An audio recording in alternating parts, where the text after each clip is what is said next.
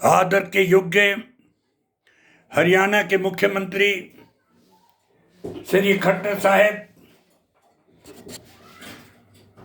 मुझे निहायत अफसोस है कि आप बार बार अपने दुर्भाग्य को क्यों न्योता देते हैं।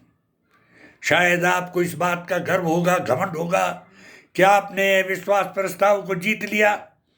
यह आपकी गलतफहमी है। अभी भी वो लोग जो वक्त पर काम आएंगे ताक में बैठे हुए हैं, लेकिन मेरा इस बात से कोई लेना देना नहीं। मैं अध्यापक हूँ, मेरा नाम ललित शर्मा, रिटायर्ड प्रिंसिपल और अध्यापक नेता रहा हूँ। अगर मेरा इतिहास जानना चाहें तो 1972-73 से लेके 92 तक की आप अपनी CID की रिपोर्ट्स टटोल लेना। मैं आपको ये इसलिए बताना चाहता हूं कि आपको पता होना चाहिए आपकी पार्टी RSS की औलाद है और उस RSS की औलाद है जिसने स्वतंत्रता संग्राम में स्वतंत्रता सेनानियों और शहीदों के खिलाफ अंग्रेजों की मुखबरी की थी। इस बात का जवाब ना RSS का कोई नेता दे सकता और ना तुम और ना तुम्हारा श्री मोदी प्रधानमंत्री जी। आप जानते हैं आपके गद्दारों को मौका मिल गया, हिंदुस्तान के स्वतंत्रता संग्राम के गद्दारों को मौका मिल गया कुछ दिन के लिए हिंदुस्तान पर हुकूमत करने का। ये तुम्हें अपनी बहादुरी के लिए नहीं मिला, अपनी देशभक्ति के लिए नहीं मिला। ये आपने सांप्रदायिकता जो फैलाई, हिंदू मुस्लिम किया, जाति पाति की, उसके लिए भी नहीं मिला। ये सिर्फ देश के इतिहास में कुछ दिन के लिए इन गद्दारों को भी आजमाइश करना था हिंदुस्तान ने कि कैसा राज करते हैं।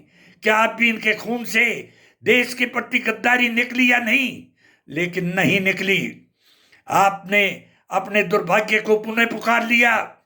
स्वतंत्रता सेनानी जो राष्ट्रीय स्तर के स्वतंत्रता सेनानी रहे हैं, पंडित नेकीराम शर्मा, उनकी जगह एक गद्दार मंगल सेन का नाम आप उसके नाम कॉलेज के नाम पर बदलना चाहते हैं। ये हिम्मत मत करना।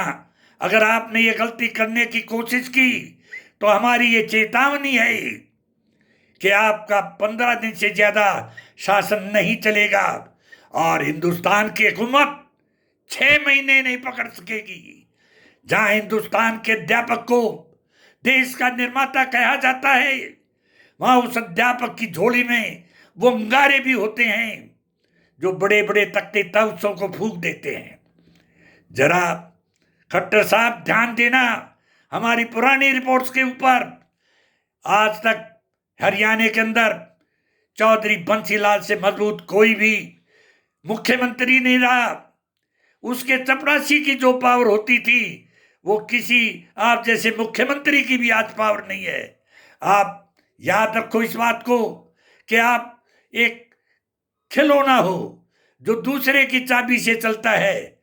आपको मोदी की चाबी नहीं बल्कि हमारे देश के कुछ, हमारी स्टेट के कुछ भुखमरे MLAs आपके साथ इसलिए हो लिए कि सत्ता की भूख थी। आप उनकी चाबी से चलने वाले खिलौने, ऐसे खिलौने की चाबी और किसी को निकालनी आती हो या नहीं, लेकिन हिंदुस्तान के अध्यापक को आती है।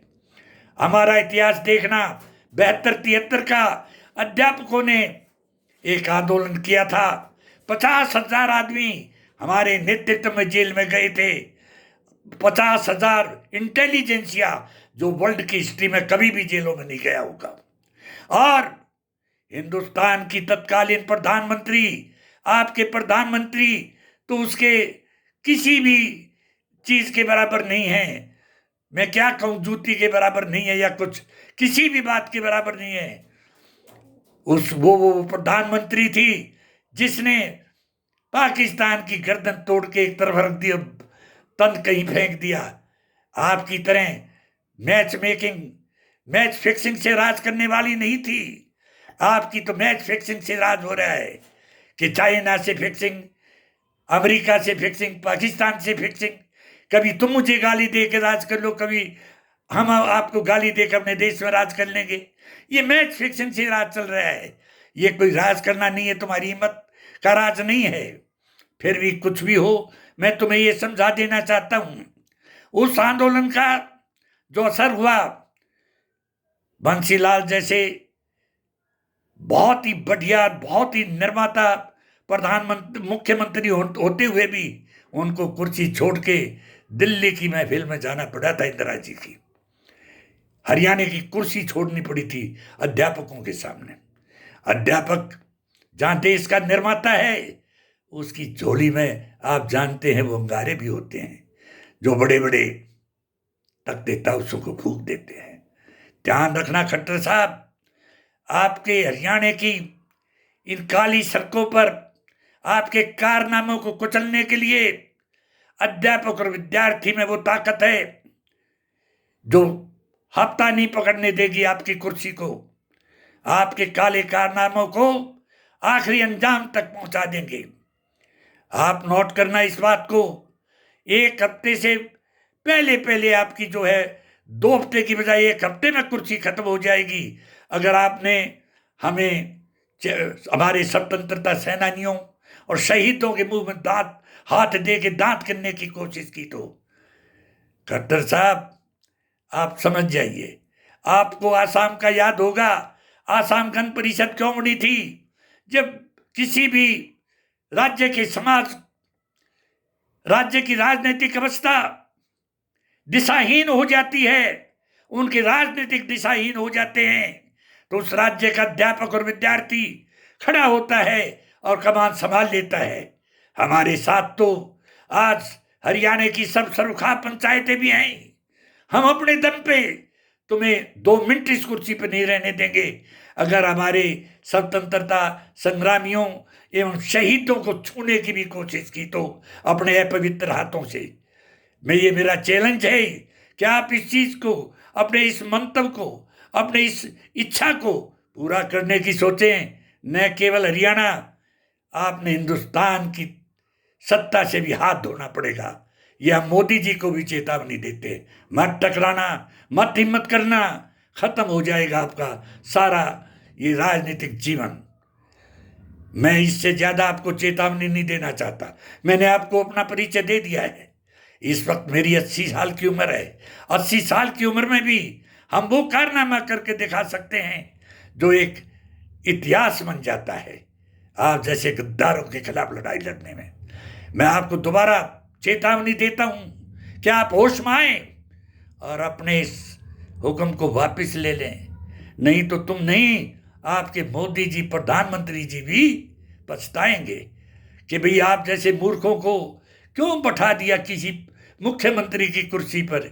अपनी चाबी वो भी निकाल लेगी, जनता भी निकाल लेगी, तो खिलौने चलोगे क्या?